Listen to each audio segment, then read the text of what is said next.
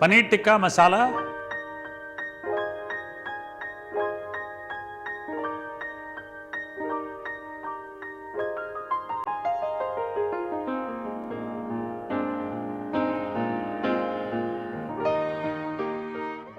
My name is Chef Harpal and you're watching me cook Paneer Tikka Masala. Every time you go to a restaurant, this is also something which you order. And I know this because vegetarians, for them, this is something which is divine. They would all love this. And the smoky flavor of the paneer that is cooked in the tandoor adds a lot of value. And that's what brings in the taste. Somehow at home, I think you cannot cook that. I'm sure you cannot get that smoky flavor unless and until you have something like, where you've got gadgets at home, where you've got a smoke gun and you can incorporate that. But what I'm going to show you is how you can do something which is similar and yet enjoy it. So first, marinate for the paneer. That's important. Take some yogurt, half a cup of yogurt, okay, simple yogurt. Add 1 teaspoon of red chili powder, some salt to taste, a little bit of kasuri methi. Now this is dried fenugreek leaves, roasted and ground. So around 1/4 teaspoon of this, and ginger garlic paste, 1 tablespoon of that, juice of half a lime. That is what you need to add. Garam masala powder, half a teaspoon of this, that goes in here, and oil.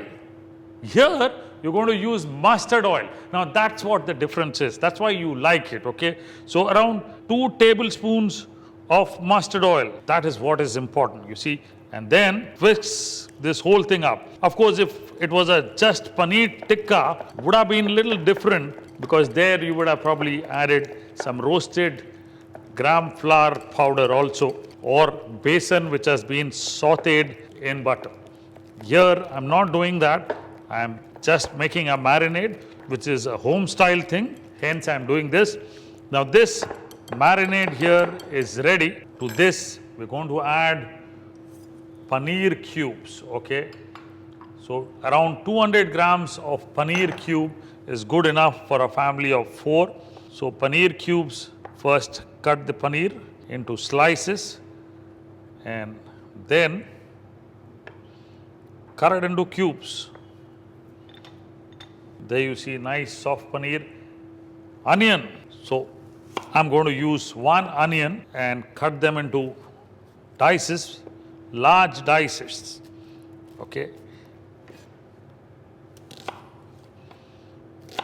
These are little longish restaurant recipes, and after you cut them into dices, remove each of the leaf the way I'm doing here. You see? Remove individual leaves, and I've got cubes of half a capsicum. That's good enough. So what I'm going to do is capsicum cubes, onion cubes, take a tomato, remove this pulp. Don't throw away. You can use it in the gravy that you're cooking. Okay, very important. And cut them into cubes too. So very important at home also, when you do this recipe, it should taste very similar to that of a restaurant. That's very, very important. Cubes of this. Now first I'll mix this whole thing up because I tell you the paneer is soft. Now gently just separate the pieces of paneer, throw them in here. The mustard oil flavor is just about too good. And very gently, okay, you need to mix this up so that the paneer also catches some marinade in here. Now the first step is over. We marinated the paneer as you do it in a restaurant. Exactly, that's what the taste you'll get. Next step is to make the spice paste. So I've got my wok in here. Now to cook the paste, what you'll require is 2 to 3 tablespoons. As the oil is getting hot, 2 large onions, I need to chop them up. Okay, very important. End-to-end solution here. I'm not cutting corners for recipes so that you can get a perfect recipe at home. Chop the onions absolutely fine. 2 large onions is what I have chopped here, and I've got oil hot in here. 1 teaspoon of cumin seeds. Quickly add onions, chopped onions, all the chopped onions, all of them. 2 large onions chopped, in they go. Now I'll saute them until the onions turn brown. This will take about maybe 4 to 5 minutes. So keep stirring in between and keep sauteing the onions. In the meanwhile, I've got some satay sticks here and I've got the paneer.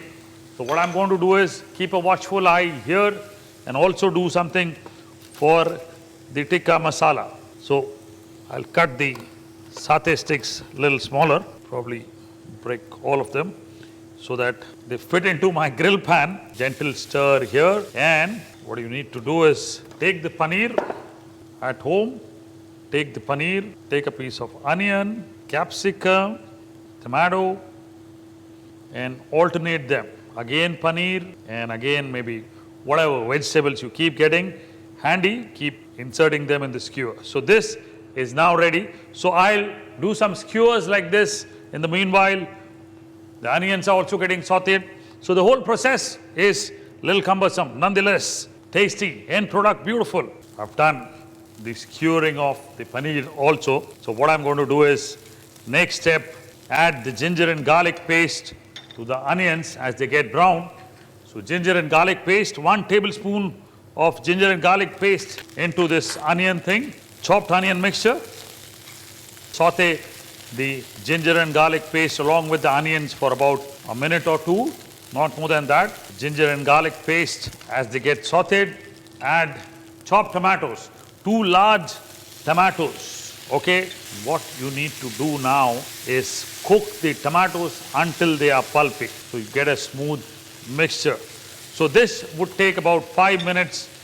Cover this up, keep cooking. In the meanwhile, I've got another step here. Take a pan, tawa as we call in India, or take a grill pan at home. Or if you've got an oven at home, what you can do is, like I've got an oven here, but I'll show you in a griddle pan. If you got an oven at home, take this paneer, put it in the oven, 180 degrees, not more than 7 to 8 minutes would be required to get a nice color. If you think you've not got a color, increase it by another 2 minutes. It should get a nice color. Okay, that's important. So, pan in here. I am doing straight cooking on the pan, some oil in here. And remember, those who cook in an oven, in the pan, you need to put oil. Okay, that's very important. So let's heat this pan until it is nice and hot, absolutely hot. So the oil is getting hot. Tomatoes here, oh, look at this. They need to get nice and pulpy before I add other things in this. So let this get cooked further. In the meanwhile, what I'm going to do is take the paneer here and let them sit in here. Let them get colored. We'll keep rotating them, okay? Paneer is getting cooked. My spice paste is getting cooked. Everything happening together. That's what a long recipe, if you're cooking, you need to use your gas to the maximum. So the paneer, let that get cooked. And here, the gravy now. Next step in here.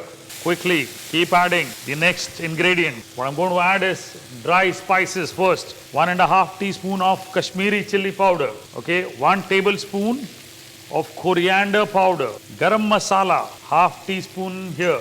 Turmeric, little less than 1/4 teaspoon. Salt to taste.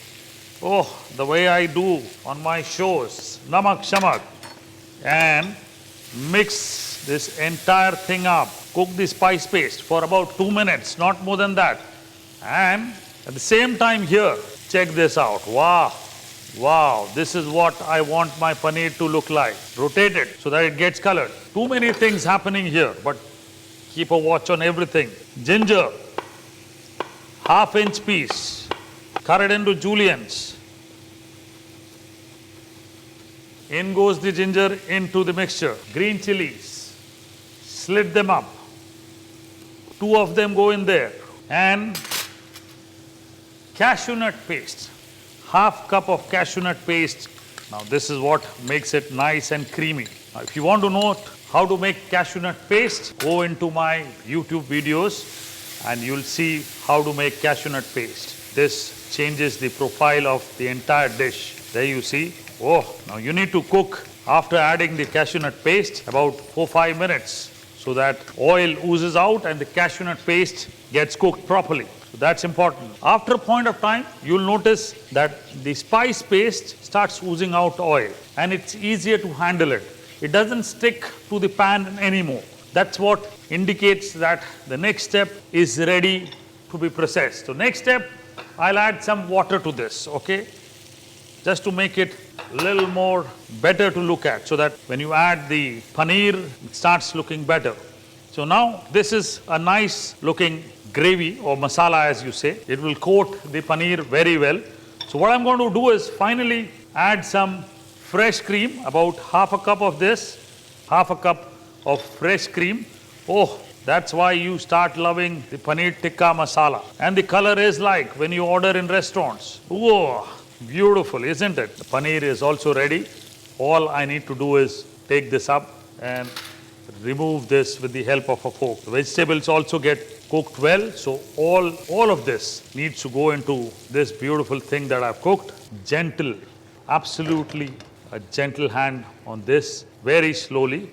You need to give a stir, let it get cooked, let it capture the smoky flavors, that's important. Finally, 2 things to be added to this, actually 3 things. Little bit of garam masala, kasuri methi, okay, 1/4 teaspoon powder of this, and just about less than half a juice of lime, okay, a quarter juice of lime to gives that nice taste.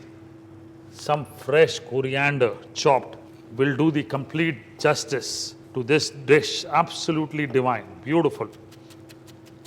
In goes the fresh coriander. And I'll gently mix this up. Need to be a little careful so that the paneer doesn't break up. This is ready. Close this up. There you go. Oh, beautiful. Soft pieces of paneer. And I tell you, on a griddle pan also, you get a nice flavor of the dish. The paneer, because even if you have griddled it, doesn't matter, you still get the end product like what it would have tasted in a restaurant, garnished with fresh coriander. And I tell you, oh, this is absolutely beautiful. The flavor of capsicum actually captures the whole thing. When you griddle the paneer or you put it in the oven, that flavor imparts the end product a beautiful, I would say a flavor. And that's what paneer tikka masala is all about. That's why we all love it. And now, when you cook at home, everybody's going to love it because you've learned it.